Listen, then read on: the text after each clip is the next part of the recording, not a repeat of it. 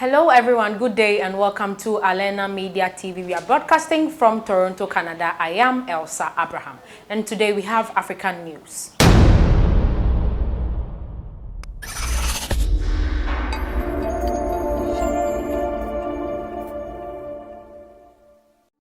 Now let's go for our news in details. Unable to shower or wash their clothes regularly, detained access to toilets or forced to relieve themselves in the open. Thousands of people locked away in Eritrea's cramped detention centers have little or no defense against COVID-19. According to information obtained by Amnesty International, testimonies pieced together since 2017 provide new insights into life in 4 prisons: Adi Abeito Prison, Mai Shewa Maximum Prison, and Mai Shewa Asmera. Flowers Detention Camp, which are within 2 to 3 kilometers from each other and about 6 kilometers north of the capital Asmara and Ala. An all-male prison located 66 kilometers south of Asmara. With overcrowding and general lack of adequate sanitation, healthcare, and food, conditions in these detention facilities are inhumane and a cause of major concern in the face of COVID-19. Dibros Muchena, Amnesty International Director for East and Southern Africa, with overcrowding and general lack of adequate sanitation, healthcare, and food, conditions in these detention facilities are inhumane and a cause of major concern in the face of COVID-19. No one should be held in conditions that can have disastrous consequences on their mental and physical health, said Dibros Muchena, Amnesty International Director for East and Southern Africa. At Adi Abiyeto, which currently holds about 2,500 people in a space designed for 800 detainees, are allowed to shower and wash their clothes twice in a week. However, in the other 3 facilities, detainees are rarely allowed to bath or wash their clothes. Shoes and slippers are strictly prohibited to prevent detainees from jumping over barbed wire fences. Authorities do not provide personal hygiene products like soap, so detainees rely on their families for supplies.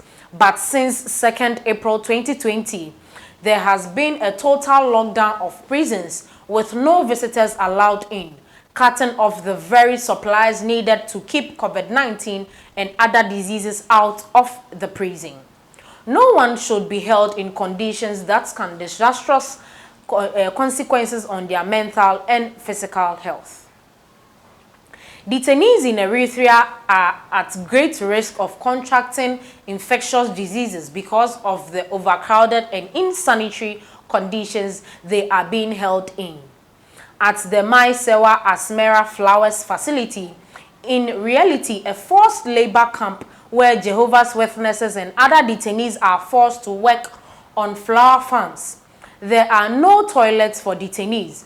All 700 of them, both men and women, relieve themselves out in the open. At Mai Shewa Maximum Security Prison, there are only 20 toilets for 500 detainees. In Adi Abiyeto, detainees can relieve themselves only twice daily in toilets located outside the compound. The prison has toilets within its grounds reserved for use in the rainy seasons or extraordinary circumstances such as suspected strikes or prison breaks. In 2015, detainees raised money and built a toilet in each detention hall to cater for the needs of the sick, elderly, and those with disabilities. The 4 prisons are extremely congested.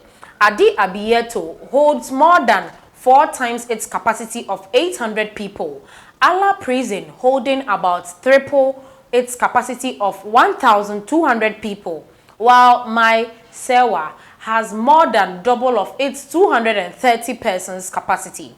The vast majority has never been formally charged or brought to court and do not know when or if their detention will ever end.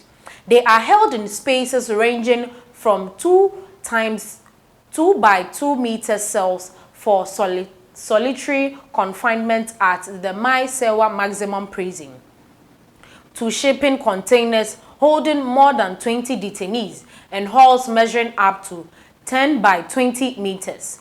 Detainees generally take turns to sleep on bare floors because beds or mattresses are not allowed. This Independence Day, everyone should be asking, why are they in prison? They are fed a standard diet of tea and bread in the morning and bread with lentil sauce for lunch and supper. Security guards hand out the food in detention halls and cells because detainees are not allowed to leave their cramped holding places except to go to the toilet or the infirmary. Their meals were supplemented by families visiting once a week, but the COVID-19 lockdown has cut off this supply line, cutting detainees at greater risk of malnutrition and illness and diseases. First aid, no match for serious illnesses. Testimonies arrived by Amnesty International revealed that detainees in all 4 detention facilities suffer a wide range of serious ailments, including mental illnesses, high blood pressure, diabetes, heart diseases, anemia, diarrhea, asthma, tuberculosis, eye and ear infections, and gastrointestinal infections. But they are attended to by health workers who only have first aid training. Detainees pay for medication in infirmaries within detention facilities lacking even the most basic medical equipment, such as thermometers. At Allah Prison, detainees had to raise money to buy a thermometer and a blood pressure monitor that detained doctors used to help and sick monitor some of their conditions. Very sick detainees at Allah Prison are taken to a hospital 26 kilometers away in Dekemare town, some dying on the way. The critically ill at Adi Abi Yeto and other nearby prisons are taken to Halibet Hospital in Asmara every Friday. The Eritrean authorities must free all prisoners of conscience and consider releasing children, pre-trial detainees, and those who may be more vulnerable to COVID-19, including the sick and older people. Too many detainees are wasting away in unofficial detention facilities across the country with no idea what will become of them. The Eritrean authorities have a duty to ensure that all detainees have access to adequate food, water, sanitation facilities, and healthcare. They must also free all prisoners of conscience and consider releasing children, pre-trial detainees, and those who may be more vulnerable to COVID-19. This is where we end today's African News. Please like, share, comment. Let us know your thoughts on this particular episode. Thanks for watching.